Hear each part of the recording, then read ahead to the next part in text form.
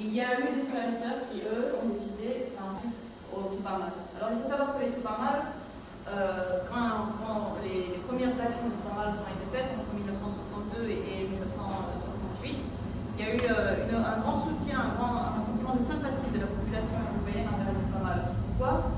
Les premières actions qu'ils ont faites, c'était un petit peu à la Robin des Bois, aller voler les riches pour distribuer aux pauvres.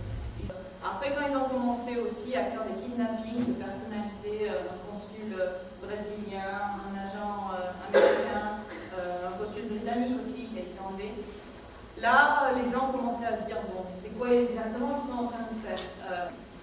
Là où la population uruguayenne a commencé à vraiment se détacher des Tupamaros, c'est quand, en fait, à un moment donné dans leur développement, les Tupamaros ont fait des caches souterraines dans la campagne et c'est là où on appelait ça des tapuceras. En fait, ce qui s'est passé, c'est que par hasard, un jour, un ouvrier agricole a vu des Tupamaros sortir d'une des caches souterraines.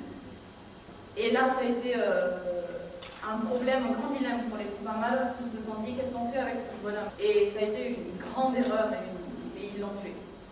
Ils ont tué aussi une autre personne, c'est Don Mitrione, qui était un agent américain, et qui lui, en fait, il était accusé par les guerrilleros d'enseigner les méthodes de torture aux militaires uruguayens. Il y en avait plusieurs comme ça, des conseillers américains, qui en fait, dans les faits, c'était apprendre aux armées et à la police à utiliser les meilleures méthodes de l'interrogation et à arriver de la manière la plus précise à faire répondre les gens.